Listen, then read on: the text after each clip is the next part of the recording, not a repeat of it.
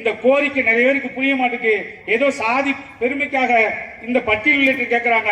ஏதோ பட்டியல் விட்டு வெளியேறி வேற எங்கேயோ போய் இன்னொரு சாதியோடு பெரிய சாதியோடு இணைந்து கொண்டு பெருமை பேச நினைக்கிறார்கள் என்று தவறாக புரிந்து கொண்டதால் நாம் ஒரு தலைப்பையே தலைவர் கொடுத்துட்டாரு. இவனுக்கு புரிய மாட்டேங்குது, நான் என்ன சொன்னாலும் புரிய மாட்டேங்குது.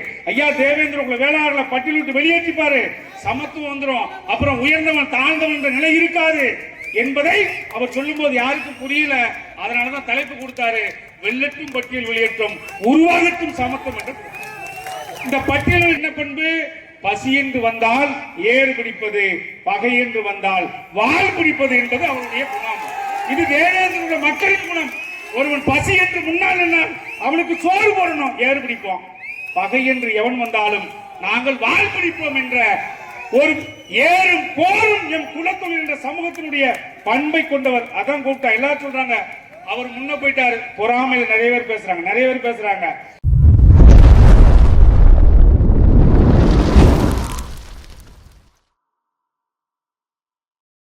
மாநில துணை பொதுச் செயலாளர் வழக்கறிஞர் அண்ணன் சண்முக சுதாகர் அவர்கள் உரையாற்றுமாறு கேட்டுக்கொள்ளப்படுகிறார்.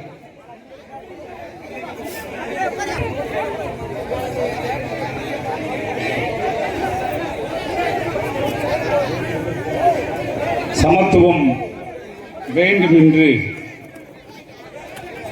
அதில் ஒருபோதும் சமத்துவம் வேண்டும், அதில் ஒருபோதும் சமரசம் இல்லை என்று துணிச்சலோடு சமர்க்களத்தில் நின்று தன்னுரிமை பெற்று தந்து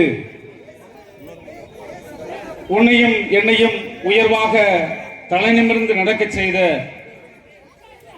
இந்த அரசியல் விடுதலையே சமூக விடுதலை என்று நம்மை தமிழக மக்கள் முன்னேற்ற கழகமாக அமைப்பாய் திரட்டி வழிநடத்துகின்ற என்றும் நாம் போற்றி மதிக்கின்ற தலைவர் தமிழின வேந்தருக்கு என்னுடைய முதல் வணக்கத்தை பதிவு செய்து கொள்கின்றேன். வெள்ளட்டும் பட்டியல் வெளியேற்றம் உருவாகட்டும் சமத்துவம் என்ற ஒரு நோக்கில் சமத்துவத்திற்கான பொதுக்கூட்டமாக தொடர்ந்து பல்வேறு மாவட்டங்களில், தென்காசியில், வேலூரில், இன்று இந்த ராமநாதபுரம் பரமக்குடியில் தியாகி இமானுவேல் சேகரன் வீரமாக விதையாக விழுந்த இந்த மண்ணில் என்று தொடர்ந்து கூட்டங்களை தலைவர் அவர்கள் நடத்தி வருகிறார். அப்படியாக இன்றைய தினம் நடக்கின்ற இந்த கூட்டத்திற்கு தலைமை தாங்கியிருக்கக்கூடிய மாவட்ட செயலாளர்கள், மேற்கு மாவட்ட செயலாளர் ஆர் வி ராஜபாண்டியன் அவர்களே, கிழக்கு மாவட்ட செயலாளர் சுரேஷ் பாண்டியன் அவர்களே, மாவட்ட தலைவர் காளிதாஸ் பாண்டியன் அவர்களே, மாவட்ட தலைவர் ராஜசேகர் அவர்களே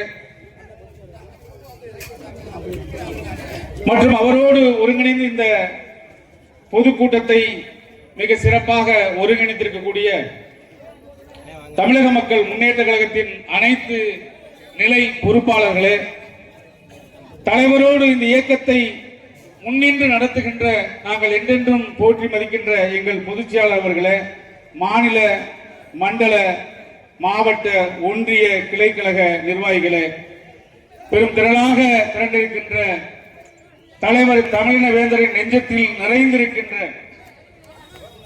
தலைவர் தமிழின வேந்தர் விரல் நீட்டுகின்ற இடத்தில் அவர் சொல்லுகின்ற வேலையை கட்டிவா என்று சொன்னால் வெட்டி வருகிற ஒரு சிங்க கூட்டமாக இருக்கிற இந்த பரமக்குடி மண்ணை சார்ந்த எனதருமை உறவுகளே, உங்கள் அத்தனை பேருக்கும் தமிழக மக்கள் முன்னேற்ற கழகத்தின் சார்பில் நெஞ்சம் நிறைந்த நன்றியும் வணக்கத்தையும் தெரிவித்துக் கொள்கின்றோம். தலைவர் அவர்கள்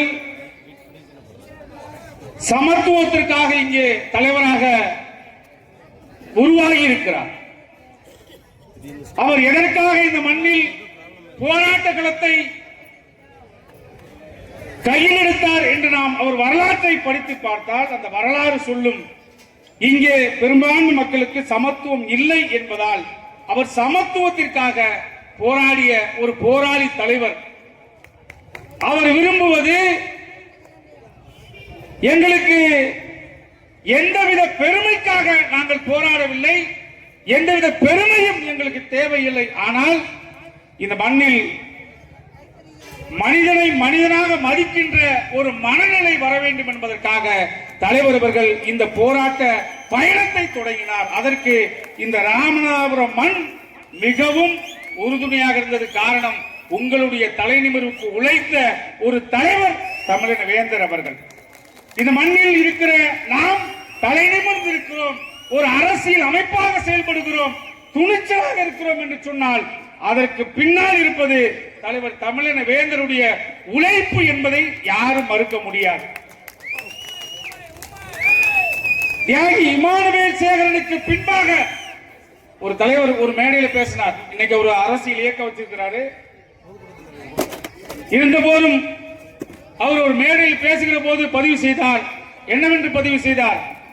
தியாகி இமானுவேல் சேகரனுக்கு பின்பாக ஒரு மாபெரும் வெற்றிடம் இங்கே விடுதலைக்கான போராட்டத்தில் இருந்தது.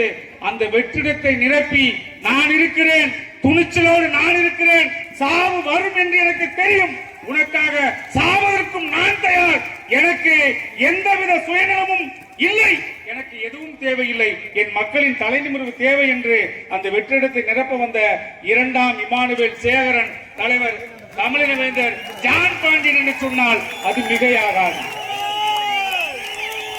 இங்கே பேசிய நம்முடைய மாநில நிர்வாகியான எஸ்.எம். சேகர் சொன்னது போல நம்முடைய கடந்த கால வரலாறு மிக உயர்வாக வரலாற்று பின்புலத்தை கொண்ட சமுதாயம், மிக உயர்ந்த மரியாதை கொண்ட சமுதாயம், பல்வேறு கோயில்களிலே மண்டகப்படுகின்ற முதல் மரியாதை பெறுகின்ற சமுதாயம், உலகத்தில் உயர்ந்த தொழிலான உழவு தொழிலை தன்னுடைய உயிர் தொழிலை தன்னுடைய குலதொழிலாக கொண்ட சமுதாயம் தன்னுடைய வரலாறு மறைக்கப்பட்டதால் இங்கே தாழ்வு என்ற ஒரு மனநிலையில் உழண்டு கொண்டிருந்த போது நம்முடைய வரலாற்றை நமக்கு சொல்லித்தந்து தலை நிமிர்ந்து நடக்க வேண்டும் என்று சொல்லித்தந்தார். ஏ என்று அழைத்தால் என்னடா என்று கேள் என்று சொன்னால் விடுதலை நமக்கு வந்தது. உன்னை எதை வைத்து ஒருவன் சிறுமைப்படுத்துகிறானோ அதையே அவனுக்கு எதிராக ஆயுதமாக திருப்பு என்று இந்த மண்ணில் முதலில் சொன்ன தலைவர் தமிழின வேந்தர் ஜான் பாண்டியன் அவர்கள் அதான் சொன்னார். பிறக்கும் போது யாரும் வர வாங்கிட்டு பிறக்கல. இந்த சமூகத்தில் நாம் பிறக்கணும், இந்த சமூகத்தில் நாம் பிறக்கணும், இந்த தாய் தகவல் நாம் பிறக்கணும் என்று யாரும் வர வாங்கி இந்த மண்ணில் பிறக்கவில்லை. ஆனால் பிறந்த பின்பு தான் பிறந்த சமூகத்தை பெருமையாக நினைத்துக் கொண்டு பிறரை தாழ்வாக நினைக்கின்ற அந்த ஆதிக்க மனநிலையை மிகப்பெரிய ஒரு ஆயுதம் கொண்டு அதை அறுத்தறிந்த தலைவர் தமிழின வேந்தர் ஜான் பாண்டியன் என்பது எல்லோருக்கும் தெரியும். ஆனால் அவருக்கு பல்வேறு பேர் இருந்தது. அவர் வந்தால் புரட்சி வெடிக்கும், அவர் வந்தால் எல்லாம் புரட்சியாக மாறும் என்று பல்வேறு பேர் சொன்னாங்க. ஆனால் அவர் செய்தது உண்மையில் என்னவென்று சொன்னால் இங்கே சமத்துவத்திற்காக போராடினார், சமத்துவம் வேண்டும் என்று சொன்னார். அதேதான் இன்னைக்கு சொல்றார். எடுத்த கொள்கையை தொடர்ந்து பயணிக்கிறார். இன்னைக்கும் அதான் சொல்றார், சமத்துவம் வேண்டும். அந்த சமத்துவம் எப்படி வரும்?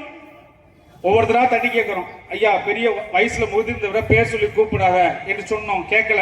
இனி கூப்பிட்டா உனக்கு என்ன விழும்? அடி விழும் சொன்னாரு. அப்புறம் எவனும் கூப்பிடல. வயதில் முதிர்ந்தவனை பெயர் சொல்லி அழைக்க கூடாது என்று ஒரு நிலையை மாற்றி தந்தார். தொடர்ச்சியாக போராட தன்னுரிமை, அதான் தன்னுரிமை மீட்டுக் கொடுத்தார். நம்முடைய மனிதனுக்கான மண்ணுரிமை மீட்டுக் கொடுத்தார். இப்பொழுது என்ன சொல்றார்? சுயமரியாதை மீட்டு தருவதற்காக சமத்துவம் என்று எல்லோரும் இந்த மண்ணில் பிறந்த எல்லோரும் மனிதர்கள் தான், எல்லோரும் சமம் என்ற ஒரு மனநிலை இங்கு வர வேண்டும். இது எந்த சாதிக்கும் எதிரான கோரிக்கை அல்ல. பட்டியல் வெளியேற்றத்தை செய்து பாருங்கள், சமத்துவம் இந்த மண்ணில் வரும் என்று நம்பிக்கையோடு போராடுகிற ஒரே தலைவர் தமிழின வேந்தர் ஜான் பாண்டியன் அவர்கள்.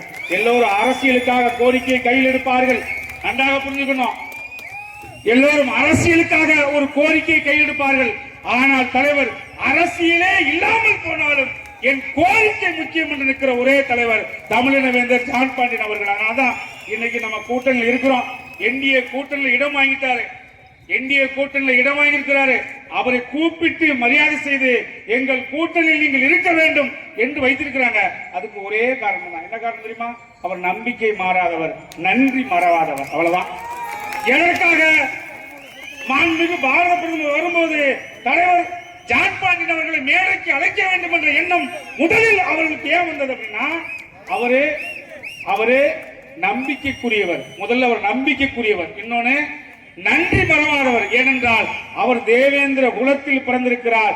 இந்த சமூகத்திற்கு நன்றி மறவாத குணம் உண்டு. ஏனென்று சொன்னால் உழவுக்கு உதவி செய்கின்ற எருதுகளுக்கு மாடுகளுக்கு கூட நன்றியா இருக்கிற சமூகம். சூரியனுக்கு உழவுக்கு உழவு தொழிலுக்கு உறுதுணையாக இருக்கிற சூரியனுக்கு நன்றியோடு இருக்கிற சமூகம். இந்த சமூகத்தின் பண்பு அவற்றை இருக்குது. தேவேந்திர குலத்தின் பண்பு அவற்றை இருக்குது. என்ன பண்பு?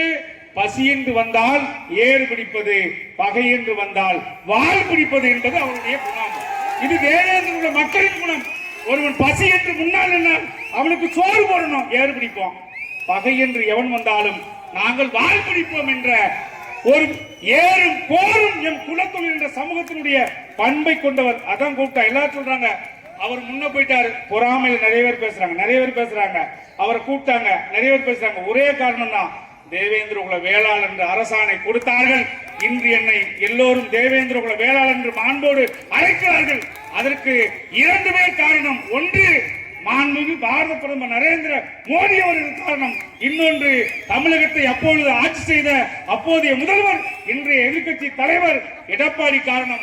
இந்த இருவருக்கும் இந்த சமூகம் நன்றி உள்ள சமூகம் என்று காட்டுவதற்காக தான் விரும்பாத தொகுதியை அன்று கொடுத்த போது கூட அந்த கூட்டணியில் பயணித்த தலைவர் ஒரே காரணம் தான், இந்த சமூகத்திற்கு நன்றி இல்லாத சமூகம் என்ற பெயர் வந்துவிடக் கூடாது. அரசியல் பதவி எனக்கு எப்போது வேண்டுமென்றால் வரும், ஆனால் என் சமூகத்தை நான் என்ன செய்யக்கூடாது, தவறாக வழிநடத்த கூடாது என்பதற்காக இந்த கூட்டணியில் தொடர்ந்து பயணிக்கிறார். அது அவங்களுக்கு தெரியும். யாருக்கு தெரியும்? பிரதமர் மோடி அவர்களுக்கு தெரியும், எடப்பாடி அவர்களுக்கு தெரியும். அதனால என்ன சொன்னாங்க, மேடைக்கு அவரை முதல்ல கூப்பிடுங்க, அந்த சமூகம் அவரை தான் நம்புது. ஏன்னா அவருடைய விருப்பம் என்னன்னா, நமக்கு அரசாணை கொடுத்த கூட்டணியோடு இருக்கணும்னு சொன்னாங்க. அதை தலைவர் சரியாக பின்பற்றுகிறார். மற்றவர்களை போல அரசியலுக்காக வெளியில ஓடுவது, கூட்டணியை பயமுறுத்துவது என்று எந்த வேலையும் அவர் செய்வதில்லை. மக்களை சரியான பாதையில் வழிநடத்துகிறார். அந்த வழிநடத்தலுடைய ஒரு அடையாளமான சான்றுதான் இந்த பட்டியலில் கோரிக்கை. இன்னைக்கு நேற்று கேட்கல, 100 பொதுக்கூட்டம் நடத்தினார், தொடர்ந்து போராட்டம் நடத்தினார். இப்பொழுது இந்த கோரிக்கை நிறைய பேருக்கு புரிய மாட்டுக்கு. ஏதோ சாதி பெருமைக்காக இந்த பட்டியலில் கேட்கிறாங்க. ஏதோ பட்டியலை விட்டு வெளியேறி வேற எங்கேயோ போய் இன்னொரு சாதியோடு, பெரிய சாதியோடு இணைந்து கொண்டு பெருமை பேச நினைக்கிறார்கள் என்று தவறாக புரிந்து கொண்டதால் நாம் ஒரு தலைப்பையே தலைவர் கொடுத்துட்டாரு. இவனுக்கு புரிய மாட்டுக்கு, நான் என்ன சொன்னாலும் புரிய மாட்டுக்கு. ஐயா தேவேந்திர குல வேளாளர்களை பட்டியல் விட்டு வெளியேற்றிப்பாரு, சமத்துவம் வந்துடும், அப்புறம் உயர்ந்தவன் தாழ்ந்தவன் என்ற நிலை இருக்காது என்பதை அவர் சொல்லும் போது யாருக்கும் புரியல. அதனாலதான் தலைப்பு கொடுத்தாரு, வெள்ளட்டும் பட்டியல் வெளியேற்றும், உருவாகட்டும் சமத்துவம் என்று. இந்த பட்டியல்